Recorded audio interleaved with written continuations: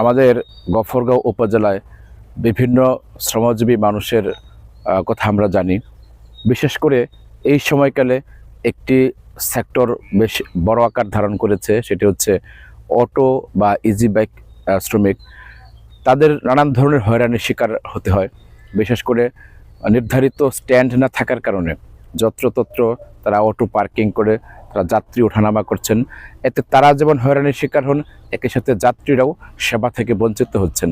আবার অনেক সময় আইন শৃঙ্খলা রক্ষাকারী বাহিনী তাদেরকে দেখা যাচ্ছে যে উচ্ছেদ করেন। এতে করেও তারা মানসিকভাবে আর্থিকভাবে ক্ষতির শিকার হন। সেক্ষেত্রে আসলে একটি পরিকল্পিত ব্যবস্থাপনা দরকার। আমরা চাই আমাদের গফরগাঁও পৌরসভার ভেতরে বা অন্যান্য যে বাজারগুলো আছে সেখানে নির্ধারিত স্থানে অটো স্ট্যান্ড থাকবে, যাতে এই সেবাটি আমরা নির্বিঘ্নে পেতে পারি। আরেকটা জায়গা হচ্ছে পৌরসভার ভেতরে যে কোনো গাড়ি প্রবেশ করার সাথে সাথেই তাকে একটি টোকেন ধরিয়ে দেওয়া হচ্ছে এবং নির্ধারিত পরিমাণ চাঁদা প্রতিদিন তাদের কাছ থেকে আদায় করা হচ্ছে। আবার অনির্ধারিত চাঁদাও আছে। আমি স্পষ্ট অঙ্গীকার করতে চাই, আপনারা যদি আমাকে জাতীয় সংসদে পাঠান, কাস্তে মার্কায় ভোট দিয়ে জাতীয় সংসদে পাঠালে আমি এই জায়গাটি সম্পূর্ণরূপে বন্ধ করে দেব। অর্থাৎ যে খাতে আমি টাকা নিচ্ছি সেই খাতে যদি কোনো সেবা না থাকে, সেই টাকা নেওয়াটাকে আমি অনৈতিক মনে করি এবং এটি আমার রাজনৈতিক অঙ্গীকার। আরেকটি বিষয় হচ্ছে, আমাদের গফরগাঁয়ের অনেক প্রবাসী শ্রমিক আছেন যারা বিদেশে কর্মরত আছেন। তারা অনেক সময় খুবই অমানবিক জীবনযাপন করেন, তারা স্বাস্থ্য ঝুঁকিতে থাকেন।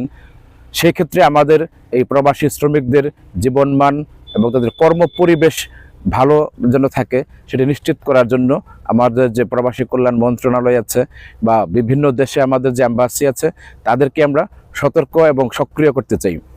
সেক্ষেত্রে আরেকটি বিষয় গুরুত্বপূর্ণ, আমাদের যে শ্রমিকরা প্রবাসে যাচ্ছেন তাদের জন্য আমরা গফরগাঁয়ে একটি আধুনিক কারিগরি প্রশিক্ষণ কেন্দ্র স্থাপন করতে চাই, যেখানে বিভিন্ন ট্রেডে আলাদা আলাদাভাবে প্রশিক্ষণের ব্যবস্থা থাকবে।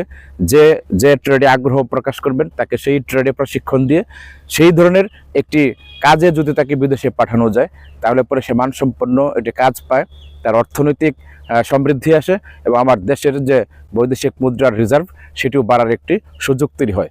এই জায়গাটিতে মনোযোগী হতে চাই। এছাড়াও আমাদের ইট ভাটা শ্রমিক আছেন, আমাদের গফরগাঁয়ের বিভিন্ন ইনফর্মাল সেক্টরের যে শ্রমিকরা আছেন, নির্মাণ শ্রমিকরা আছেন, ইলেকট্রিক শ্রমিকরা আছেন, কাঠমিস্ত্রি শ্রমিকরা আছেন। এই সমস্ত শ্রমজীবী মানুষের জন্য আসলে একটি ন্যায্য মজুরি কাঠামো নির্ধারণ করা উচিত।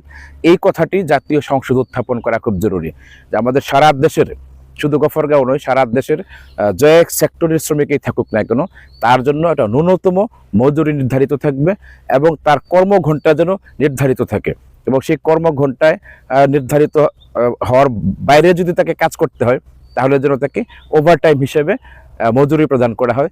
এই বিষয়টি জোরালো কণ্ঠে উত্থাপন করতে চাই।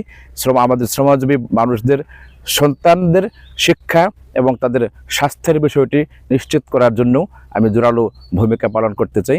এই হচ্ছে শ্রমজীবী মানুষের জন্য আমার অঙ্গীকার।